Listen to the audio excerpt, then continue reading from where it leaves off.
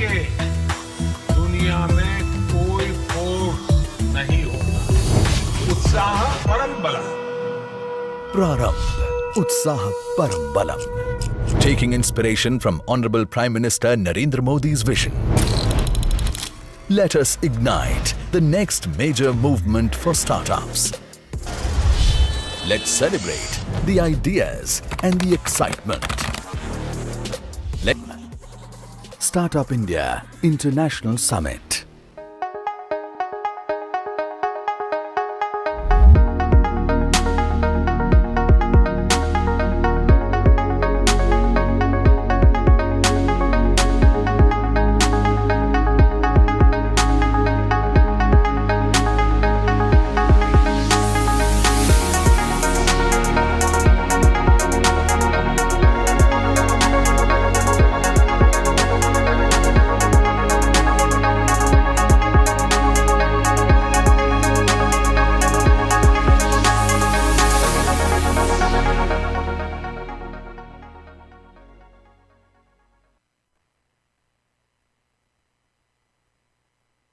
For tuning in, everyone. In this session, global speakers will speak about their journey as an entrepreneur, as an investor, and of course, as a professional.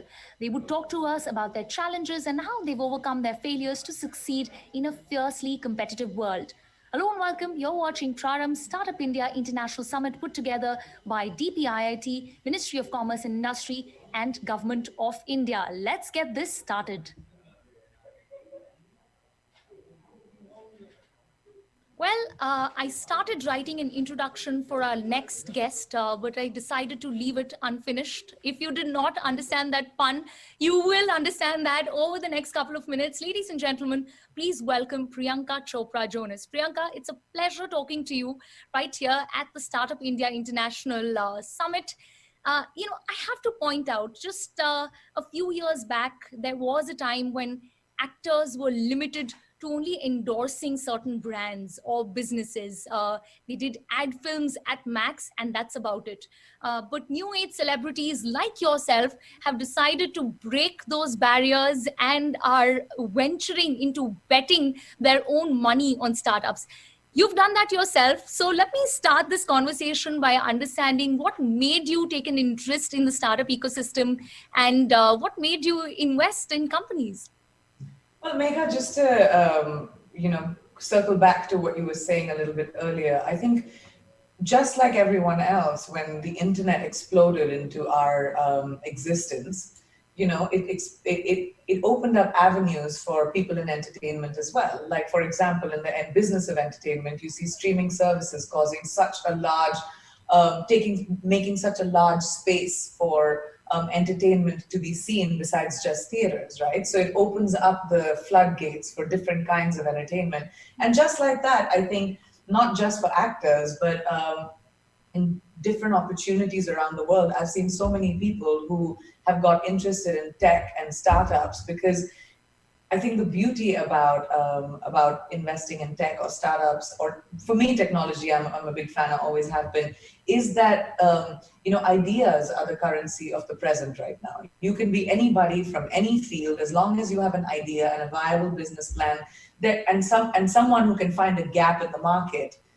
That's going to become an idea that makes you money and is a financially viable trajectory to look forward to. And I think that's what got me really excited. I've always been fond of tech. I've always been someone who likes to, walk into uncharted territory, sort of learn new things. My US manager, Angela, she's a venture capitalist, and she used to talk to me about funds that she was raising, or products that she was investing in, while I was very early on, like about 7 or 8 years ago, when I was just about starting to start work in the US. And I just started getting really excited about the idea. I wanted to be an engineer before I became an actor, so tech has always been a fascination to me. But I just saw that this was an opportunity to be able to support, for me at least, female-founded businesses. I'm really interested in AI as well, artificial intelligence. I feel like a lot of our engineering, coding, is done by men. And we as females, 50% of the world are consuming, like Alexa, Siri. We are consuming all of these things which are not actually made by people who look like us. So I think engineering requires women. I think tech requires women. I think startups require women, and I want to be at the forefront of that. All right, lots of topics right there that you spoke about. But Priyanka, let me say that if we know anything about you, we know that you hate losing. So tell us as to how do you then go ahead and pick that winning startup? What is your vetting process? You did mention some of these broad structures that you're invested in, but what does it take for any company who sent in their pitch deck to be able to convert that pitch into an actual fund where Priyanka Chopra Jonas cuts a check to them? I think for me, the most important part is to have a big idea that identifies a gap in the market. I'm extremely entrenched in, like I said, technology, but also like ideas that have like a social CSR sort of connect. Or ideas that will help people live life in a better way. Basically, what excites me is a gap in the market. Like for example, with Bumble, when that was one of my first tech investments, and I was doing an event for Bumble in the US, and I saw the gap in the market for Indian women to have the opportunity. And I remember when I was speaking to Whitney that night, she came and sat next to me, and we were discussing Bumble being launched in the US, and it was such a great idea. And I was like, in a country like India, which is so hugely young, about 60% of our population is under like 35. We're dominated by youth, and a large part of that youth is female. And in the world today where women are stepping out and taking charge of their futures or dictating the future that they want and not standing for patriarchy or misogyny, I feel like giving women that opportunity was so powerful, and that to me was a gap. And when I spoke to Whitney, she got really excited about it. We launched Bumble in India, and you've seen the numbers. Subscriptions are through the roof. I know so many of my friends who've actually found their future partners on Bumble, which gets me really excited every time I hear that story. But to me, really, it is just that. Like even The Well, which is another female-founded business in New York that I've invested in, it is a sanctuary in the middle of Manhattan, in the middle of the city, in this crazy place. You have the sanctuary, which is all about wellness and taking care of yourself, and even between Ayurveda and medicine, allopathy, it gives you a sort of customized plan for your wellness. So like, I love that idea for busy people to be able to, in the middle of a busy city, just go in there, find a little bit of a center, come out. To me, that was something that I got really excited about. So just like that, I guess, have a great idea, have a viable business plan, and you never know. You just spoke about the two companies that are currently in your portfolio. And of course, while Bumble was a company that, as strange as it sounds, kind of jumped in on this opportunity. COVID-19 pandemic definitely did hurt the economy and the startup ecosystem. But let me then ask you, you did talk about the kind of conversations you've had with the founders that you have invested in. Did you see a change in the dynamic as an investor? Did your relationship with these companies or the founders evolve during this pandemic?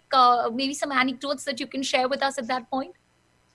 I think my relationships with each founder that I work with it's so important because I'm a very hands-on person, and I've invested in a few other things which eventually through this year you'll hear about.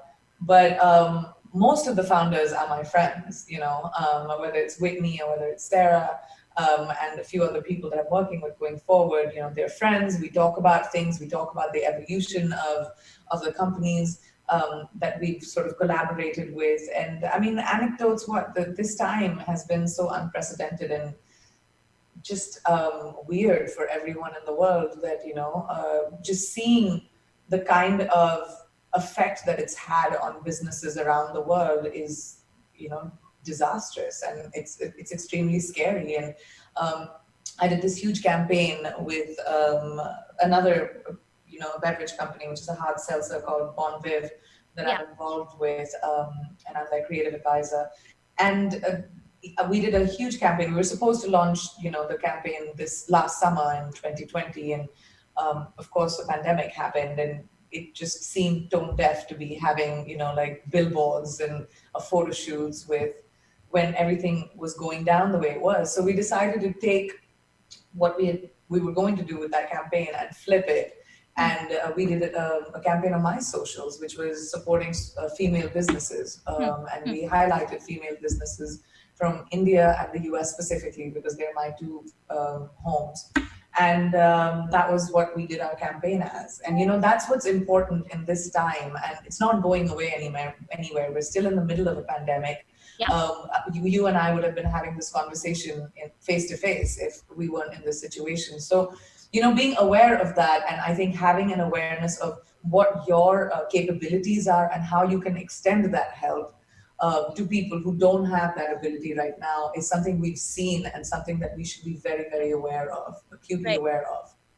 Right. I think one thing that personally stood out for me is that you used your platform on Instagram and used that to talk about local businesses, highlighted stories that inspired you. And that goes beyond just investing. And it's a very small example of what you could do. And how you let smaller companies and brands leverage your platform. Having said that, can you tell me on a personal note, what kind of changes did you have to make during the COVID-19 pandemic? Of course, it forced us all to reimagine our normal. But what was one of the biggest change that you had to make in 2020? I mean, it was more than anything, it was really scary for me. My husband's type 1 diabetic, I am asthmatic, and, not knowing anything about COVID and seeing the effect of it around the world it was extremely scary. And we really stayed quarantined, and we stayed very incubated. But I have to say that we were very privileged and lucky to be able to, have a roof on our heads and be able to have meals and, take care of ourselves and still be able to work. I went back to set in October, was last year, was the first time I went back to set, and I was terrified because, everyone is at home, and the one thing they're consuming is entertainment, right? So my job literally is like, you have to create entertainment because there's such a large consumer base for entertainment right now. Everybody's at home and they're only tuning on to their television to see what's the new thing. So obviously, my business, which is entertainment, has come back as, in the fore to see how we can come back and shoot, how we can be on a set with COVID protocols, etc. And that's scary because I'm the only one. I mean, the actors are the only one on a set who have to take off their masks when we're acting, right? Everybody else is masked, everybody else is protected. And it's a very difficult situation because I'm going to work and I'm coming back home. And it feels sort of vulnerable. And that was one change. Like, I had to really pivot my head around being careful when I go to work and I come back home, and how to protect not just me but people around me. And I think that was, and everyone has had to do that, but everyone who's going to work especially, and I'm sure you do as well when you go into the studio, but it's scary and it's uncertain. Well, the fear of uncertainty surely did grip us all. But having said that, quickly I want to understand that you took your brand and you literally took that whole made local but went global. And if I were to draw that parallel of how you managed to take your personal brand, what were some of the lessons that you could probably share with some of the startups who have similar ambitions where they want to start local, but their eventual plan is to go global? Well, I think the one thing, like I said earlier, and I can keep harping on about it, is that the world is not short of ideas. If you have an idea, I'm sure someone has thought about it. So you've got to really dig in. You've got to persevere, and you've got to have an idea with a plan. You have got to recognize the gap and provide the solution. I think that is the most crucial part of understanding. Like with me, for example, for my brand, when I started working in the US, the gap for me was that I hadn't seen, an actor from India cross over to the US, in a mainstream pop culture way. And that to me was the gap, is that we're consuming global entertainment. India is 1/5 of the world's population, which means that we have a huge, number of people, that a huge consumer base like no other country really, and in terms of its diversity as well. And that was my gap. And I was like, all right, what can I create which will be appeasing to the consumer base that I have already, but also be introducing me to a new consumer base? And to me, that was really interesting. I recognized opportunities. I was very specific about the kind of opportunities I wanted to take on. I, had humility when I walked into a new country, into a new business, just because I've had tremendous,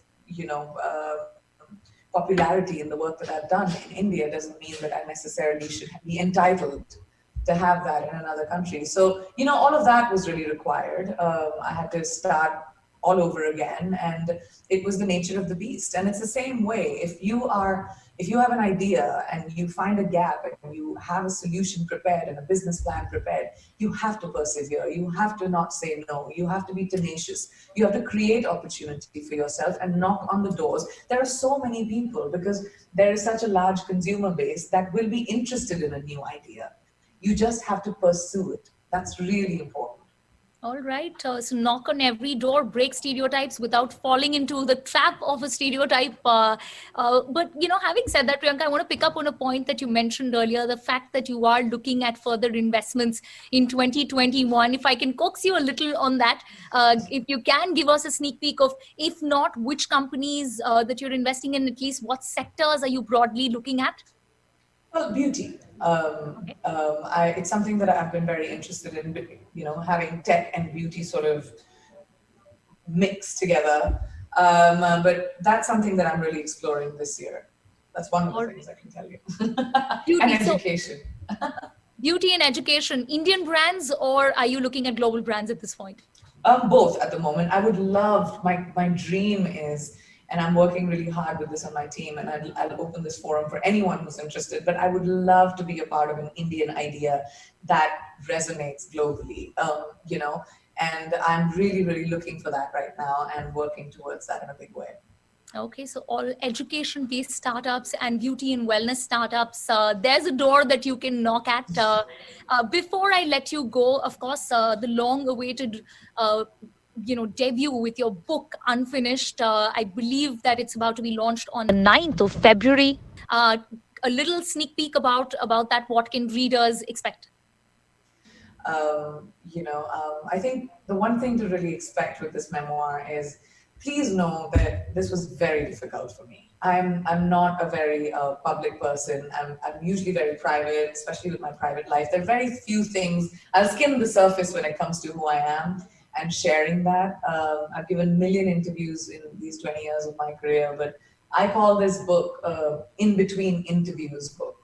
So for people who are interested in my life, and I've stayed silent on a lot of things that have happened in my life as a choice. And I think I was at a point during this pandemic when I was at home, it just made me think about my life and where I came from and why I made the choices that I did, good, bad, and ugly. Yeah. And I just wrote them down and I couldn't stop. And it became this book, and I'm terrified of people reading it, but I'm going to lock myself in my room. As if we weren't in a lockdown already, you're going to lock yourself further. Priyanka, thank you so much for giving us all those details and everything that went on with you last year, and of course, helping us decode your investment mantra as well. With that, we will have to wrap up this session. Thanks, Priyanka, and thanks for all the viewers who have tuned in for this session. Thanks a lot. Thank you so much, Megha. Thank you so much. It was a pleasure talking to you, and I wish you the very best for your book. Can't wait to read it. Oh, thank you so much. So lovely to speak to you again. Thank you. Thank you, guys. Good luck. Bye.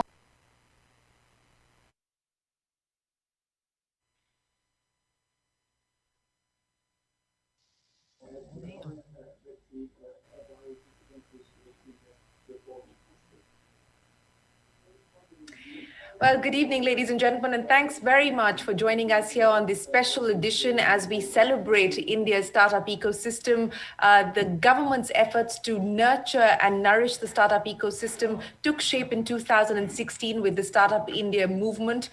Since then, what we've seen is an exponential growth of India's startups. Today, we have over 55,000 startups, and what a journey it's been. If you take a look at what's happened over the decade, from 7,000 startups to over 55,000 startups in the last 10 years. 10 unicorns in 2016. India today is home to 34 unicorns. $63 billion has been invested in Indian startups in the last 5 years. There is a lot to talk about, and there is a lot of excitement about the future opportunities that await India's startups. Joining me today are two iconic corporate leaders who bring to bear some of their lessons, some of the learnings from their own corporate careers, from their experiences and their engagement in trying to nurture startups themselves. With me is the iconic US CEO, the former CEO of Cisco, John Chambers. Many thanks, John, as always, for joining us. I know that you've been a permanent bull on India and a permanent bull on the Indian startup story. So thanks very much. Appreciate you joining us here today. Also with us is Sunil Munjal, part of the team that really made Hero the company that it is, the story that it is today. And today, of course, he's looking after a whole host of sectors, from education to real estate, and diversifying into the themes that could drive India's growth engine going forward. So, Mr. Munjal, John Chambers, appreciate your time. Thanks very much for joining us here on this special edition. John, let me start by asking you, as I pointed out, you've been a big believer in the India story, and you've been a big believer in the Indian startup story. You're putting your money where your mouth is. You've invested in a whole bunch of Indian startups. What looks exciting to you today? Well, I think the total landscape in India looks exciting. There are two countries in the world that I think have really focused on startups. One, interestingly enough, in Europe, and France has done an amazing job there and become the leader in Europe, as we said it would 5 years ago on your show, by the way. And India has done it, I think, on a national basis better than any other country. It's still early because most of the jobs get added to the startups in years 6 through 10 as they become unicorns, and congratulations on 34 unicorns, and as they go IPO.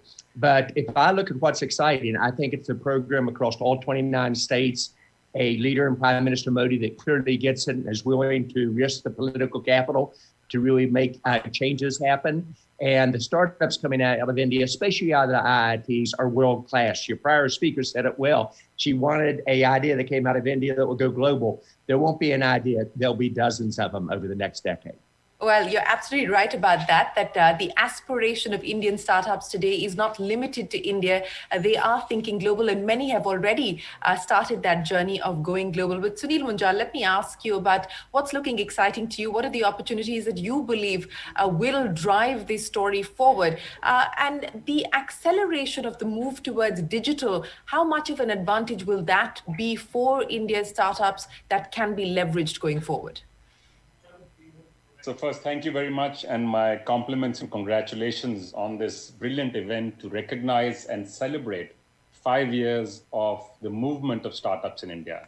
Exactly as my friend John said, I think India is an amazing mine of opportunities right now. The opportunities lie in the ability of startups to meet the needs, not just of the 100 million where we focused earlier, but to go down to the smaller tier 3, tier 4 towns and look at the local needs. Diversified needs, diversified markets, different languages. It is just an unbelievable opportunity. Whether you look at education, logistics, healthcare, food and food delivery, the areas that you can address in this current environment are enormous. And to the point that John made, we are actually at a very interesting tipping point right now. This is when you will start to see IPOs, M&As take place in companies. So the shape and direction of many of these startups will now start to change. And that will also drive many more people, especially young people, to get excited to actually bring their ideas on the table. Yes, you're right in pointing out that there's a whole host of opportunities that have opened up. Indian startups are addressing the real problems, education, logistics, delivery, hospitality. It's a wide gamut of sectors that the Indian startup ecosystem today is catering to. But John, to the point that was being made there by Sunil Munjal, and I want to specifically ask you about this because you drove M&A so aggressively at Cisco during your tenure there as CEO. What we're starting to see in India's startup ecosystem today is conglomerates driving M&A.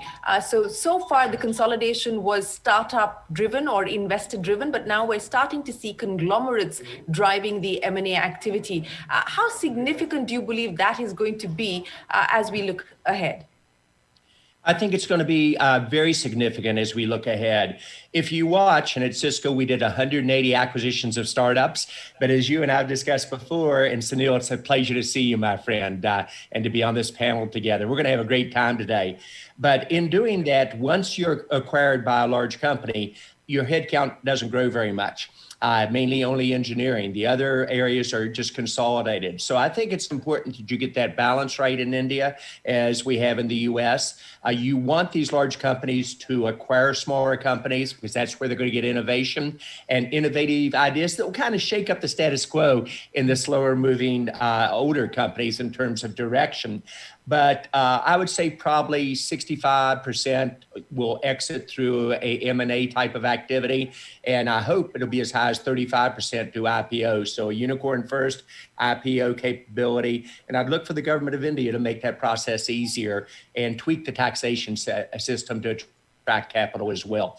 But if I were betting on one country in Asia, as I've said many times, it'd be India. If I were betting on two, it'd be India twice. I think you're positioned for a great next decade with the jobs that go with it. Well, betting on India twice, that's good to hear, John. But, I just wanted to pick up on that point that you made about what you would like to see in terms of regulatory changes to further improve the ease of doing business from a compliance perspective, etc., for Indian startups. We are still awaiting clarity, for instance, on direct foreign listings. The expectation is that perhaps this union budget, we will see more details on that, more clarity on that. But do you believe that that could be the next tipping point, so to speak, as we look towards the pipeline of IPOs lined up? I absolutely do. And I think there are probably 4 or 5 things the Indian government needs to evolve. I think the progress has been great about ease of doing business, and the progress has been good about attracting capital. But we're still missing what I would call, the early angel investment Series A we do fine in India. As you get to B and C and D, we've got to attract the foreign capital in. We've got to make that easy for their exits. The taxation system on the employees in India have to be easier for those companies that want to move to the US or US companies that want to move and evolve in India, making that really work real well. The startups in India that I'm familiar with, their second major geographic location and job creation is the US. And interesting, the startups in the US, guess what their second major location is in job creation? It's now India. So what you see with US-India Strategic Partnership Forum, what Mukesh and Gaurav have done an amazing job there with the government in India and the government here in the US is making this ecosystem work very well. So again, I think the changes are occurring well, but I'd like to see them moving even faster. You would like to see it move faster. Well, we hope that policymakers who are listening in take a cue from that. But Mr. Munjal, just picking up on the point that was being made there by John Chambers, and he very comprehensively specified the 3 or 4 things that he would like to change or see changed on the policy front. For a long time now, there's been this sort of clamor to try and unlock domestic pools of capital, to get family offices like yours to push more money into India's startup ecosystem. And perhaps the over-reliance on foreign investment will be balanced out. Do you believe that we're on the cusp of seeing a little more of that momentum picking up? So first, let me say that John is very intuitive and very sharp in pointing out where the need for change is. And I have had some occasion, as you know, I was lucky to release John's book when he wrote it 2 years ago in San Francisco. Thank you, my friend. And that actually covers it wonderfully well. But to go a little bit beyond what he's saying, to be able to attract larger pools of capital from India, both for the very early stage and also for subsequent stages, it is important to tweak a few of the regulations. Right now, we actually tax at the investment end itself. Taxing when you make profit at the returns is fine, but I think that's one change we need to make. We also need to allow structuring easier and better without taxing or punishing it, including allowing people to issue stock at par, issue sweat equity. So there is a whole host of initiatives which are globally accepted in the world of startups and technology companies and growth companies, which we are yet to mature to. And since it's now 5 years, we have a pretty good track record and experience of giving a good boost to this. I think now is the time for us to actually take the next step to truly open up the pools of capital which reside within the country, including for things like gender parity, for the differently abled, for the social sector, for the impact sector. It was shocking for me to hear only a few years ago that 95% of impact investment in India was coming from overseas. It's now down to 70%, but it's still 70%. We are only providing 30% from India. And there's no lack of actual capital here. It's just the lack of awareness, the ability to do it, and the ease of doing it through systems, process, and taxation. Yes, tax, as both John Chambers as well as Sunil Munjal and many others have pointed out, there are issues there. We've been able to address successfully the angel tax issue, which was a big pain point, a big pressure point for many years. And now, of course, it's the ESOP tax that we need to deal with. But hopefully that will be addressed as well. But John, I want to pick up on the point that Sunil Munjal made there about the fact that capitalism needs to rewire, needs to reinvent itself. And this is not a new debate or a new discussion. It goes back many, many years. And every time we face a crisis, it sort of hits right back at us. 2008, there was this clamor about the need to revisit the idea of capitalism. And once again, through this COVID pandemic, we are reassessing or reevaluating some of the decisions. The focus is now back on unit economics. The focus is on optimization, efficiencies, bringing down cash burn, because a lot of this was actually necessary to survive through the course of the pandemic, but it's actually helped improve balance sheets. It's made balance sheets healthier. So what are some of the learnings that you would like to share through the COVID pandemic on what we need to do differently to ensure that we build healthier companies that are not just focused on economic gains, but equally on social change and social gains? So you've asked about 4 questions, my friend, and I will try to break them into pieces. You're seeing if Sunil and I can handle that level. I think that we will try to do our best. In terms of looking at what companies do in crisis management, that has not changed. And it clearly was a major crisis. The first thing is be realistic about how much was internal inflicted by the companies, and there's often a lot of that. How much was external? Then you develop your 3 to 5 major programs to navigate through the crisis. Classic cash management, as you said, refocus on profitability, careful investment on where you're going to go, communicate with your employees, your shareholders, your partners on your direction, and paint a picture of what you're going to look like when you come out of it, and regularly report back. Almost all my startups out of the 20 that I currently coach and invest in went through that in January through April.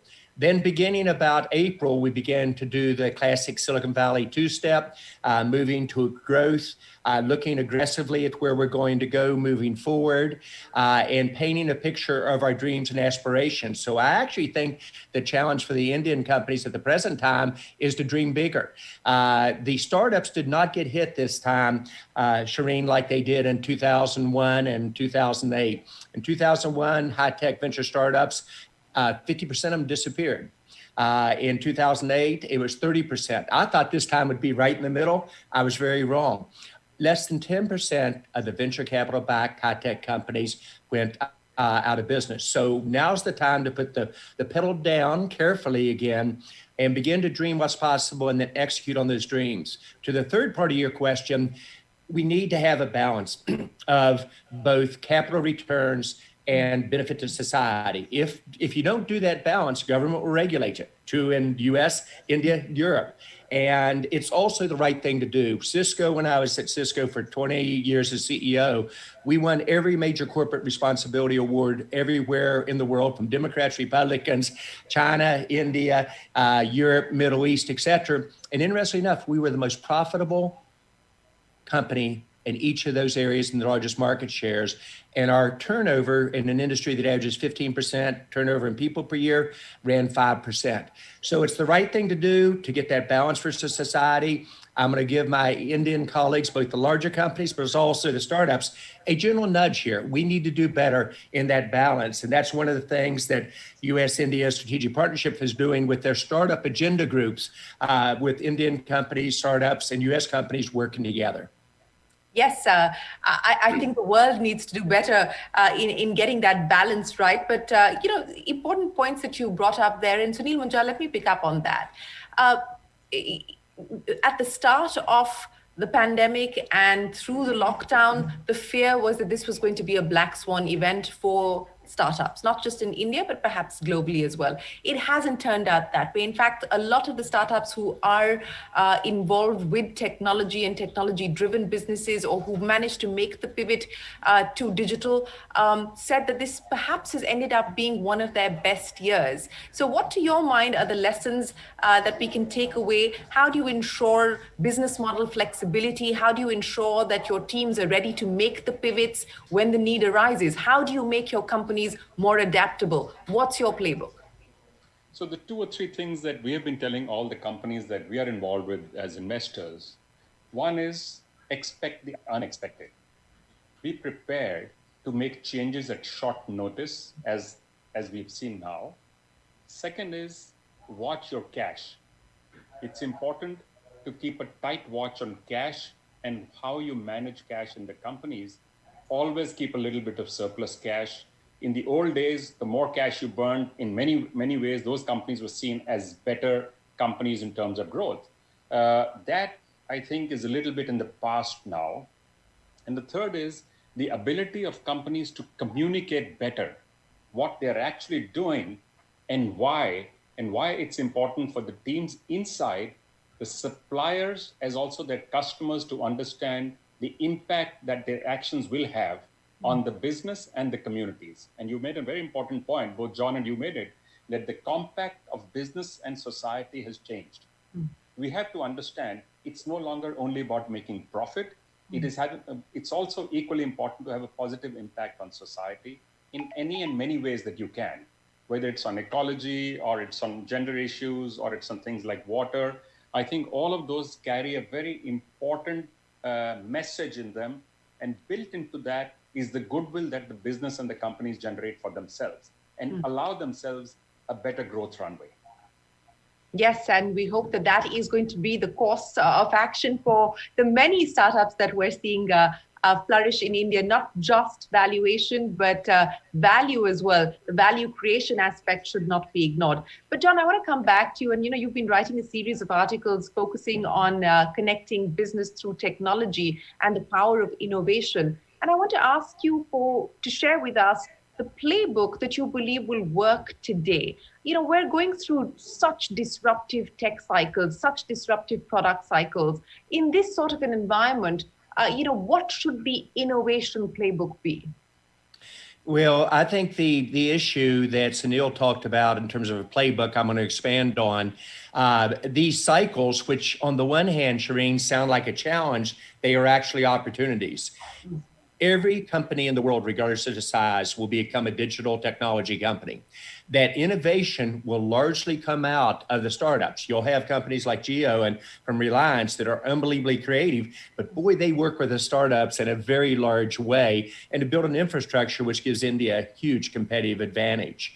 In terms of the playbook that I look at, whether it's investing in these companies or coaching them, the first thing I look for is there a market disruption going on enabled by new technology like digitization, Internet of Things, AI. The second thing I look for is the founders. And there's no substitute for this. You've got to have people like Amesh at Unifor, which has been a tremendous success, or Saket at Lucidius being renamed Safe, that have that creativity of their area of focus. The third thing I go straight to, are they customer oriented? And to the customer's view, they have sustainable differentiation. And then you look at how close they are to this inflection point, and have they got the culture? We seem to have lost that link. We lost him there. John, we will be able to reconnect with him shortly. But let me get you, Mr. Munjal, to pick up. Let me take it up from where John was. Go ahead. Okay. So I'll tell you the kind of things that we look for when we are looking at any new opportunity. One is that the product or the service that is imagined by the founder has either an existing felt need or potential to create a need. Yeah. Second, is there a passion that is palpable, that you can feel in the promoter, because that is absolutely essential as an ingredient for any success in the long term, because they will come across all kinds of hurdles and challenges. The third is their ability to create teams and partnerships. Yeah. Because one thing we've seen in the world is partnerships are a magic potion, and they will help any business in just an enormous number of ways to either grow, to get over hurdles, etc. And their ability to use technology as a driver and as a tool of every aspect of the business is another important consideration. The two others that we have as a slightly unusual one is the potential of that entity to show its leadership potential and a positive impact on society. So for us, those are two absolutely critical ingredients in addition to the others I mentioned. Well, John, I'm sorry, I took over from where you stopped. We lost you for a moment. Well, we tried to cover the rest of it. Thank you, Sunil. Your answer was brilliant. It was probably a Huawei network connection. Go ahead, John. No, I was just teasing. I said, thank you both for taking over. It was probably a Huawei connection that didn't work properly on that. You need to put more gear in the infrastructure. But it is the ability to adjust quickly. And I think that's what we were really talking about. And the opportunity has never been better. You want disruption. You're in a period of time, you either disrupt or you get disrupted. You either innovate or you get left behind. You either develop a startup system to create the 1 million jobs a month we need to create in India, or you're not going to create the jobs for the future for our young people that are developing both in India and the US. And then you've got to have the courage to do some unique things like US and India working together for the most strategic partnership in the world, focusing on the startups, not the big companies, changing society and all aspects of it, and making India the best place to do business, not just necessarily in Asia, but perhaps in the world. Yes, and I know that that's something that you've been passionate about, and that's again a very passionate plea coming in from you that we need to get all the pieces in place because that is the true potential. But Sunil Munjal, John Chambers talked about two of the startups, Indian startups that he's invested in, and they've been all part of our show. In fact, I think John spotted them on our show. So let me ask you about which areas you're considering putting your money to work at this point in time. How much money have you already put in? What's the story like? So as you know, Shireen, we don't make announcements of what we do. I just want to get some color, which is why I said don't give names. Sure. Some color on what you're looking at. No. I will talk about that. So because some of them has already been picked up by the media. So the existing investments are in companies like Nykaa, which is India's leading engine for women's beauty and health products, are in Oyo Rooms, which is now one of the largest hotel operators in the world, and the like. We've also focused a lot on impact investment. That's another area in which we have done a fair bit of work. The 4 areas that we like, one are health and healthcare related, all aspects of health. Second is high end of manufacturing, not normal manufacturing, but the super high end of manufacturing. Third is consumer facing, changing the experience for consumers is a very critical and important one for us. And the fourth is fintech and financial services. Because these are areas which we think can be transformative and are already at a point where they are crying out for change, and it has attracted a very large number of individuals and attention from the environment. So, that's going to be the themes that you will continue to look at in the future as well. Yes, yes. Okay, John, what about you? What's looking exciting and what's looking good to you, in addition to what you've already invested in? Sure. Well, first, I wanted to share with you when I got prepared for this session, I looked at my 20 investments that I've made, and more than half of them have Indian diaspora as the founders. And it speaks to your country's movement to capitalism and innovation at tremendous speed. If I were betting on one big play, it'd be around digitization, the Internet of Things, 500 billion devices enabling it. One new technology, it's going to be artificial intelligence. Maybe since the start of the Internet, which I saw in the 90s and the impact it had on business, society, changes the way you work, live, learn, and play, AI will do the same thing. Areas that are going to be hit very excitingly are cybersecurity in terms of growth, and then the cloud moving to the edge, where you see an enablement of remote driving and connectivity and most processing and applications at the edge. And so it is the way that your great universities, especially the IIT systems, your government creating the right environment, your local investment capability, and they've got to have exit strategies. Otherwise, you aren't going to get the seed and Series A and Series B. So we have to get a little bit better at that. But I actually would challenge India to dream bigger, not less. And I would bet in any of those technologies I just said in India right now. Supply chain is going to be very big in terms of direction. And if I had a young person going to school, I'd encourage my son or daughter to re-study artificial intelligence, cybersecurity. Those two will give you job security, pardon the pun, for life. Okay, I think there's one more area. Yes, Mr. Mutal, go ahead. Technology and digitization, of course, is going to be a big driver. And I completely agree with what John is saying. I think there's a lot of people waiting to watch what happens to Bitcoin. As it gets more credibility, more regulatory approvals, I think it's going to open three different avenues. One is like the Ciscos of the world, who will build the equipment and the pipe to supply this. The second one will be, where will the banking transaction of this take place?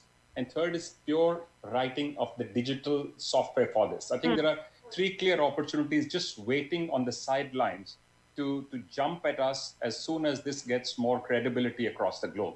At this moment, there are lots of question marks about it. There are a lot of question marks, and many of those who are leaders, established leaders in business globally, don't seem to believe that this is for real. But are you a crypto believer, Mr. Munjal?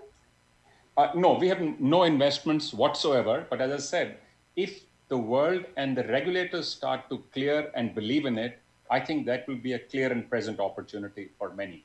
But there are things like logistics, things like making easier and cheaper access to education and healthcare, transportation in countries like India, and not just India, are going to be huge, massive opportunities. The advantage we have in India is we have scale within the country. So you can build a global scale business while being in India and then take it out, because India will not just produce products and services for the world. India will also produce business models for the world in future. Oh, yes, and we've seen some of that happen already. But John Chambers, Yes. are you willing to put your money on Bitcoin? No. No? I only put my money into an area, and more important than the money is the credibility and the trust of my peer investors, the founding members of it, et cetera. And I try to focus on technology areas that I can understand well, that I have advantages on in terms of my knowledge of business to business and business to the consumer. And areas I don't, I tend not to get into until you see a more defined direction.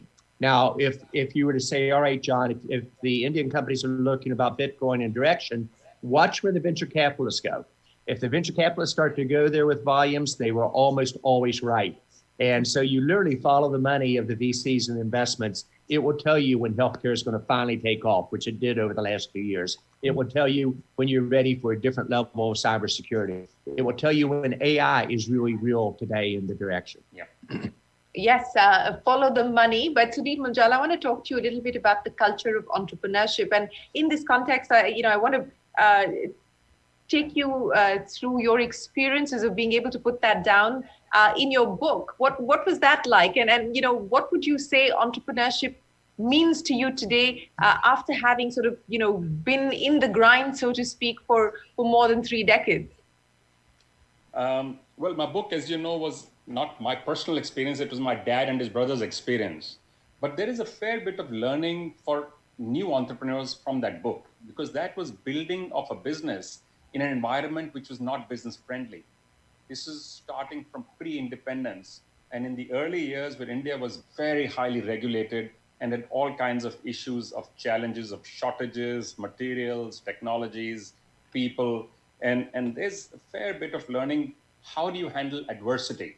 So I think for any entrepreneur, it's a useful lesson to learn. How do you manage, as I said at the beginning, how do you imagine the unimaginable? In fact, I would recommend that the government of India should set up a ministry of Imagineering to go beyond what we see as the normal. We should also set up a ministry for execution. And the third ministry was to be set up should be a ministry for experiences. I would highly recommend to the government of India, because the government, by the way, don't we have enough to them. ministries already, Mr. Munjal? No, I'm going to add, and then I want to expand on that. Why? Because the government has shown willingness to move in this direction, and this should only be a facilitating experience to put all the building blocks in place and then back off. That is necessary to allow a truly entrepreneurial ecosystem to flourish. The government must not be an interfering system. It has to be only a facilitating and a light touch regulation. Yes, light touch regulation is the need of the hour. That's the big ask, not just from startups, but from business in general, and not just in India, but world over. But John, on that, do you believe that regulatory risk is going to be one of the big risks in 2021 and beyond? For instance, in the US, there is the possibility of a clamp down on big tech, on breaking up big tech, and so on and so forth. Do you believe that regulatory risk will be something to contend with over the next few years? I absolutely do. Now, let me also be very direct with my peers in the large players. If society has legitimate needs in governments and you don't work together to solve it, government will regulate in a negative way. And light touch is very important for the startups. Every regulatory issue, whether in India or the US or Europe, should have a review on what does it mean to startups and job creation. The third element, and I'm going to use Silicon Valley as an example, everybody views Silicon Valley as the economic engine of the world, the startup engine of the world. We're in trouble in Silicon Valley. Our state in California has got so many regulations through that the original Silicon Valley startups like Hewlett-Packard are going to Texas. The original financial creativity with Chuck Schwab, he left the state. You have Tesla, Elon Musk personally leaving the state in terms of the direction. You have Palantir and venture capital leaving. So there is no entitlement. Whether it's in India or the US, I was part of Boston 128. We were the Silicon Valley of the world. We felt entitled. There are no major high-tech companies in Boston anymore. So this is up for grabs, and this is where don't take anything for granted. You've got to innovate or get left behind. Government and business has to work together. Government and citizens have legitimate needs from high-tech, and if they don't meet them, they will regulate. But you've got to protect the startups. You got to protect the startup. India has a unique opportunity to do that right now, because we've started off right. We just need to keep going down the same road, but constantly doing mid-course correction.